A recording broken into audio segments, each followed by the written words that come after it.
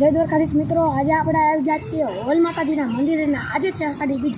તો ખૂબ જ છે આપણા હોલ માતાજીના મંદિરનો ગેટ. તમે જોઈ શકો છો આટલું મંદિર દેખાય છે. અહીંયા જ બાજુમાં એક નાની ગૌશાળા છે. ચાલીએ આપણે અંદર જઈએ.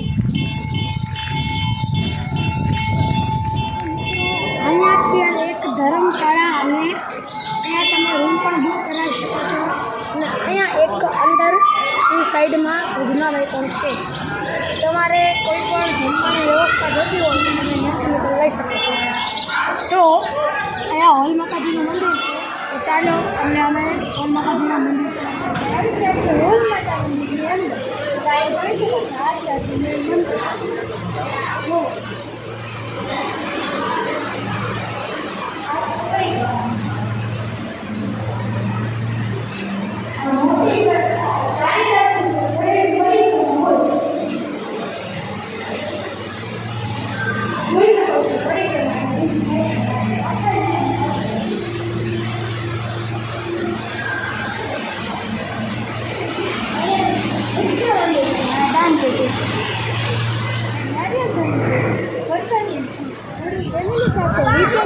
દિવસ કરી અને રહેવા માટે જગ્યા છે.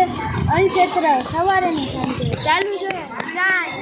ધર્મશાળાની ઉપર આવી ગયા છે. તમે જોઈ શકો છો કેવો ઠંડો અને અહીંયા રાત્રે સુવાની મજા આવે.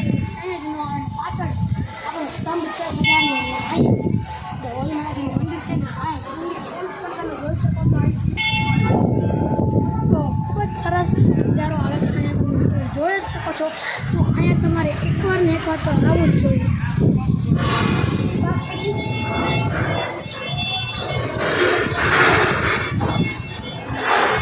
મિત્રો અહીંયા જોઈ શકો છો આ ભોજનાલય છે. અહીંયા આપણે અંદર જઈને જોઈશું.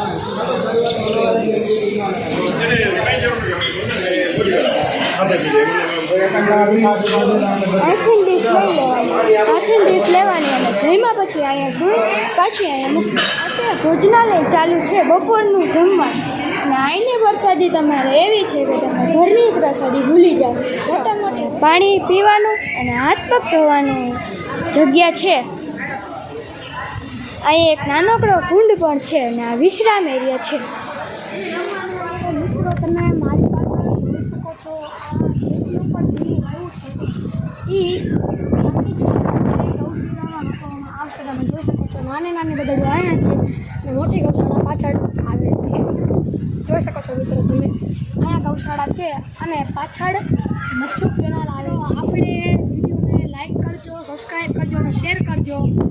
અને આપણે આ વિડીયોને અહીંયા જ એન્ડ કરીએ છીએ અને મળશું આપણે બીજા નવા વિડીયોમાં. ત્યાં સુધી જય